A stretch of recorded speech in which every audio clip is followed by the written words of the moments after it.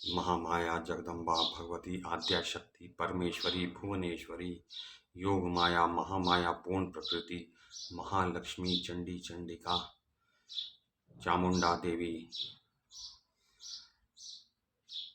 सच्चित आनंद स्वरूपिणी भक्त वांछा कल्प तरु देवी जी को मैं प्रणाम करता हूँ।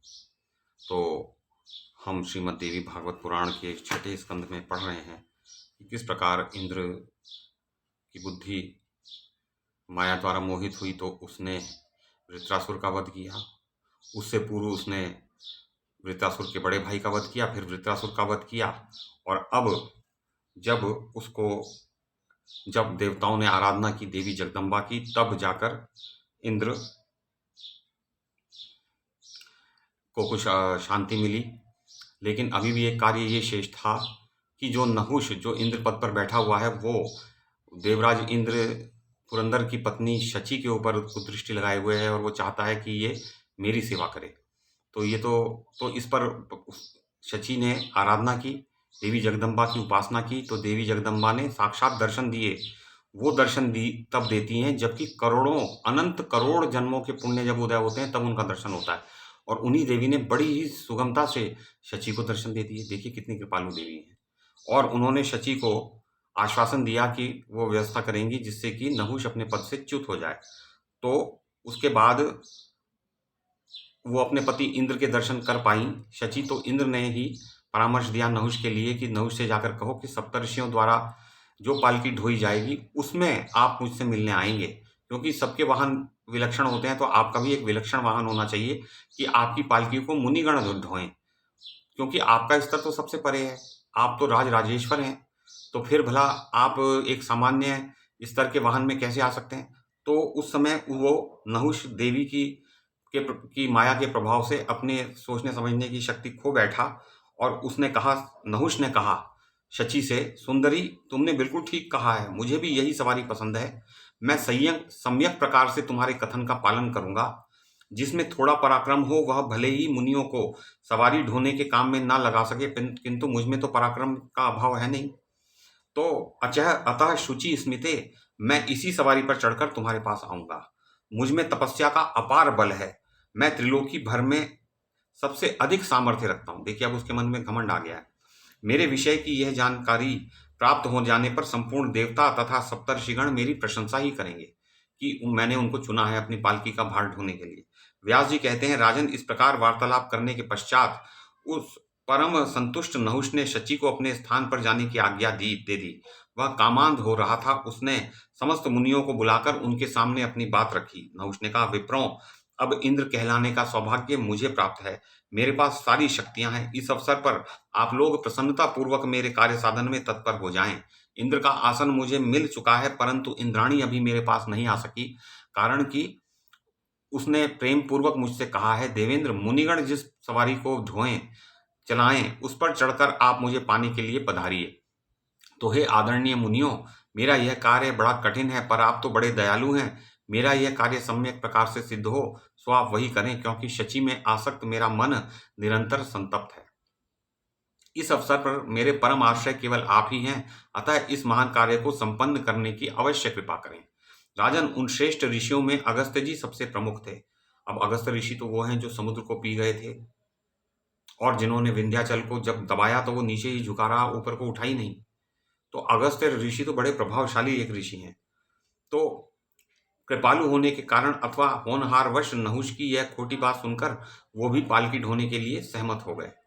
तो जब उन तत्वदर्शी मुनियों ने शची में आसक्त हुए उस नरेश की बात स्वीकार कर ली, तब तो उसके हर्ष की सीमा नहीं रही। वह तुरंत एक परम मनोहर पालकी पर बैठा और दिव्य मुनियों को उसे ढोने के लिए नियुक्त कर दिया। अब वो ऋषि धीरे धीरे चल रहे थे। वो कह रहा था, सर्प सर्प, मतलब चलो चलो जल्दी करो। वो आतुर था शची से मिलने के लिए, और वो ऋषि धीरे धीरे चल रहे थे। तो संस्कृत में बोल रहा था, सर्प सर्प, चलो चलो। तो उस समय कामातुर हो जाने से नहुष की बुद्धि मारी जा चुकी थी। उसने अगस्त्य जी के मस्तक पर लात मार दी, क्योंकि अगस्त्य जी टेढ़े मेढ़े चल रहे थे। तो उसने अगस्त्य जी के माथे पर अपने पैर से प्रहार कर दिया। लोपामुद्रा के प्राणपति अगस्त्य जी परम श्रेष्ठ तपस्वी माने जाते हैं। वातापी नामक राक्षस उनका भक्ष्य बन चुका है। तो क्या था कि जो इल्वल और वातापी की कथा जो है वाल्मीकि रामायण में भी आती है कि ये जो इल्वल वातापी ऋषियों ब्रह्म ऋषियों की हत्याएं करते रहते थे। ये क्या करते थे कि साग परोस देते थे उन ऋषियों के सामने और कहते थे कि हम आपको भोजन देंगे। तो और साग के रूप में इल्वल एक शाक के रूप में बदल जाता था और उसको उसका भाई वातापी परोस देता था, और जब वो मुनिगण उसको खा जाते थे साग को, तो फिर वातापी आवाज लगाता था, इल्वल, हाँ, इल्वल बाहर निकलो। तो नहीं, इल्वल आवाज लगाता था वातापी बाहर निकलो, तो वातापी जो है वो शाक बन जाता था और वातापी ऋषियों का पेट फाड़ फाड़ के, सबके पेट फाड़ फाड़ के बाहर आ जाता था। तो वो मर जाते थे ब्रह्म ऋषि, जो इतने बड़े बड़े स्तर के ऋषि थे, उनकी हत्याएं करते थे ये दोनों। तो अगस्त्य जी को बुलाया, तो अगस्त्य जी ने साग खा लिया। अब उसने आवाज लगाई, वातापी बाहर निकलो, इल्वल ने। तो अगस्त्य जी बोले, वो वातापी को तो मैंने पचा लिया भैया, अब नहीं निकलेगा वो। तो वो झपटा, तो उन्होंने हुंकार से उसको इल्वल को भी भस्म कर दिया। तो ये वो अगस्त्य ऋषि हैं जिनका तेज इतना बढ़ा चढ़ा है। अग्नि तत्व पे अधिकार, जल तत्व पे अधिकार, पंच तत्वों पे, पंचभूतों पे जिन्होंने सिद्धियां प्राप्त हुई हैं, ये वो अगस्त्य ऋषि हैं जिनके सामने कि वो विंध्याचल पर्वत जो होड़ करने लगा था सुमेरु पर्वत से और ऊंचा ऊंचा उठता जा रहा था कि सूर्य का मार्ग रोक दिया। तो अगस्त्य ऋषि जब पहुंचे तो वो उनके सामने उनके गुरु थे, वो चरणों में पड़ गया। तो अगस्त्य ऋषि ने कहा, जब तक मैं दक्षिण दिशा से वापस ना लौटूं, तो हे विंध्याचल तुम ऐसे ही पड़े रहो। तो विंध्याचल तब से नीचा होके पड़ा हुआ है, आज तक वो उठा नहीं, क्योंकि दक्षिण दिशा से वो अगस्त्य ऋषि वापस लौटे ही नहीं। तो सूर्य को कम मार्ग उन्होंने प्रशस्त कर दिया, सूर्य की बाधा दूर कर दी। तो ये वो अगस्त्य ऋषि जिनके मस्तक पर उसने कोड़ा भी मार दिया, उसके बाद पैर से पहले माथे में मारा, फिर कोड़े से चोट पहुंचाई।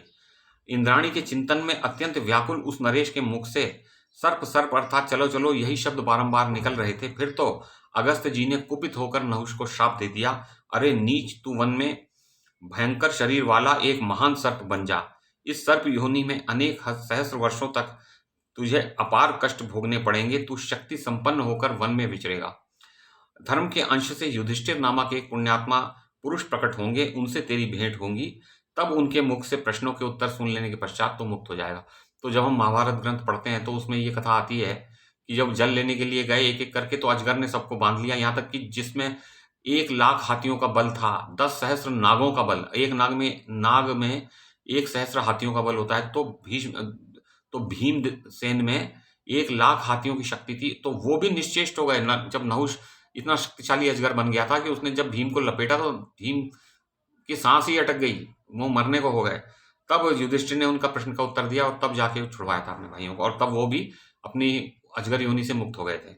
तो ये तो महाभारत की कथा आती है और ये वास्तविक बात है, ये कोई कपोल कल्पित कथाएं नहीं है। तो व्यास जी कहते हैं, इस प्रकार नहुष ने तब उनकी स्तुति की, परंतु तुरंत ही उसकी आकृति सर्प के समान बन गई और वह स्वर्ग से पतित हो गया, नीचे गिर पड़ा।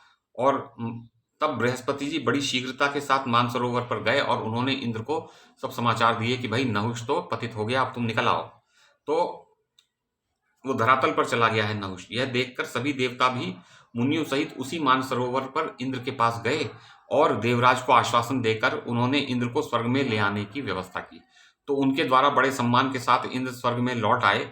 उसके बाद मुनियों ने और देवताओं ने उन्हें आसन पर विराजित कर मंगल अभिषेक किया।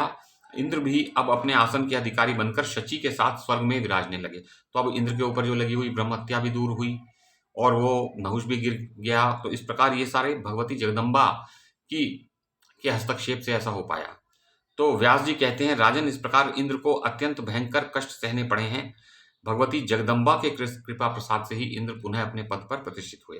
तो राजन, वृत्रासुर के वध से संबंध रखने वाली ये सारी कथाएं मैंने तुम्हें सुना दी। तो व्यासदेव जी जन्मेजय से कह रहे हैं, तो अब तुम बताओ कि मैं तुम्हें क्या सुनाऊं। तो राजा जन्मेजय ने कहा कि ब्राह्मण, आपने इंद्र की कथा तो मुझे सुनाई कि उन्होंने बड़े कष्ट भोगे, परंतु देवराज इंद्र तो महान तपस्वी हैं और देवराज की पदवी उन्हें प्राप्त है कि बड़े बड़े देवताओं से भी के भी देवता हैं, वो देवताओं के लिए देवता हैं, इतने बड़े देवता हैं इंद्र। तो वो दुस्सह दुख के पचड़े में कैसे पड़ गए। जब हम हरिवंश पुराण पढ़ते हैं तो उसमें लिखा हुआ है कि इंद्र जो है वो देवताओं के भी लिए देवता के समान है। तो 100 अश्वमेध यज्ञ करने के पश्चात उन्हें वह अनुपम आसन प्राप्त हुआ था और सभी देवता उनका अनुशासन मानते भी थे। तो अपने स्थान से वे च्युत कैसे हो गए। तो करुणा निधे, आप इसका संपूर्ण कारण बतलाने की कृपा करें। तो सूत जी कहते हैं, तो व्यास जी उनके प्रश्नों का उत्तर देने लगे। बोले देखो, इसमें कर्म ही कारण है। व्यक्ति, 3 तरह के कर्म होते हैं, सात्विक, राजस, तामस। तो शुभ और अशुभ कर्म भी होते हैं। तो जैसा कर्म होता है उसको फल तो अवश्य सामने आता है। तो अब हम कल पढ़ेंगे कि ये कर्म और उसकी गति के विषय में, और उसका जो दृष्टांत हम पढ़ेंगे कि धर्म की कैसी स्थिति विभिन्न युगों में रहती है। तो ये कल हम इस बात को आगे बढ़ाएंगे। तब तक भगवती जगदम्बा, आद्या शक्ति, परमेश्वरी, भुवनेश्वरी, महामाया, योग माया, मूल प्रकृति, पूर्ण प्रकृति, आद्या शक्ति देवी जी को मेरा प्रणाम है।